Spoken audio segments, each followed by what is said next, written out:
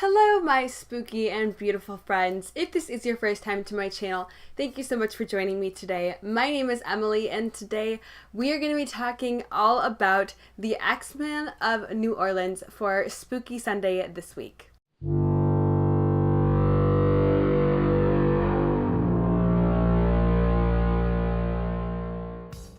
If you lived in New Orleans in the early 1900s, chances are you were living your best life, dancing to jazz music, having an amazing time in the streets of New Orleans. But for the once proclaimed city that care forgot, jazz music would have a whole new meaning after the Axman came to town.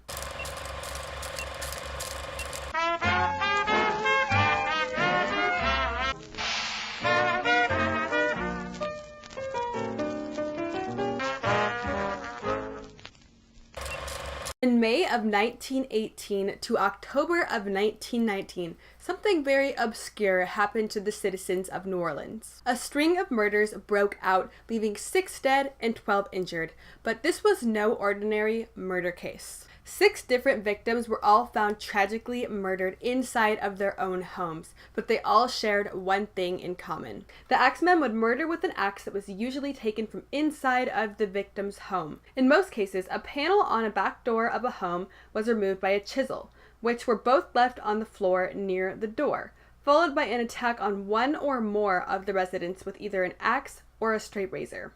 These crimes were not motivated by robbery, and the perpetrator never removed items from the home. They wanted to strictly murder. The Axeman's victims consisted of both Joseph and Catherine Maggia, which were the first 2 murders who both died from the straight razor. Then the Axeman switched up his motif and murdered Louise Bessemer and Harriet Lowe, which were the second murders. And this is where the Axeman brought out the axe during his murders. Anna Schneider, Joseph Romano, and Mike Pepitone were all victims of the axe murderer as well. The Axeman had the same routine every time. He would go through the back door and murder the unsuspecting victims with an axe. There were also 12 attempted murders during this time period by the Axeman, but 12 victims actually got away safe. Now, this was the early 1900s, so the media, of course, sensationalized the Axeman like crazy. If you were a resident in New Orleans during the time of the murders, then chances are you knew about the Axeman.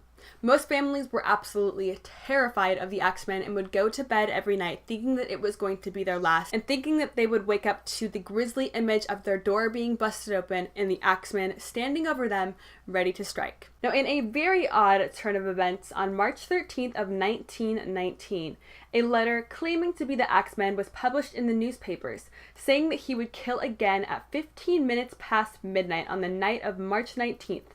But there was a condition to this murder threat. He would spare anyone and everyone in New Orleans who played jazz music throughout the entire city of New Orleans for the whole night. Now, in this lengthy letter that was supposedly written by the Axeman, he opens with the statement, "Hell, March 13th, 1919. Esteemed mortal of New Orleans. They have never caught me and they never will. They have never even seen me, for I am invisible, even as the ether that surrounds your earth.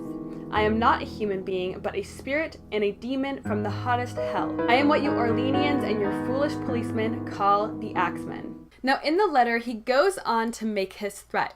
At exactly 12:15 in earthly time, on March 13th of 1919, he would spare any soul that plays jazz music throughout the streets. He also claims that he has a close relationship with the angel of death and that he works hand in hand with the guy down under himself. Now, the night of March 13th was a spectacle for anyone to see. All of the dance halls in town were packed.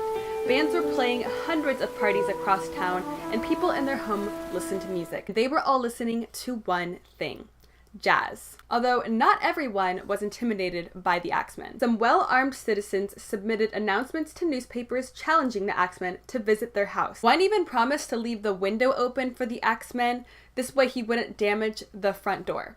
What a savage. Now, even though March 13th was a music-filled day, everyone was on edge and terrified of what would happen once dawn came. But once dawn rolled around, no one had lost their lives, and the Axeman had disappeared as mysteriously as he had shown up.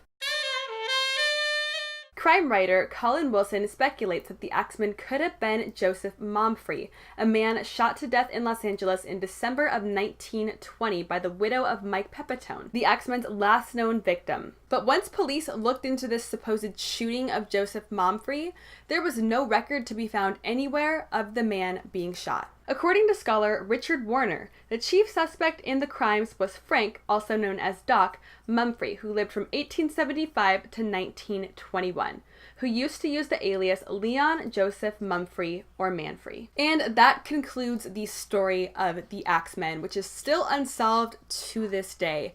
But we have seen him a lot in pop culture. I first heard about him when he was in American Horror Story in season 3. I thought he was such a cool character, and then when I found out that he was an actual serial killer, I was disturbed yet intrigued at the same time. The Axeman has also been depicted in many songs since the murders happened, starting in 1919 when the local tune writer Joseph John Davila wrote the song The Mysterious Axeman's Jazz, Don't Scare Me, Papa. The Axeman has also been in countless movies and still pops up every now and then in pop culture. The Axeman disappeared as ominously as he showed up, and we may never know what happened, why he killed, or who he was. But all I have to say is thank God that the people of New Orleans happened to like jazz and happened to listen to jazz on that fateful night. Thank you so much for watching this week's Spooky Sunday. I really hope that you enjoyed it, and please let me know down below if you've heard of the Axeman before, or if you watched American Horror Story like me and that's how you found out about him.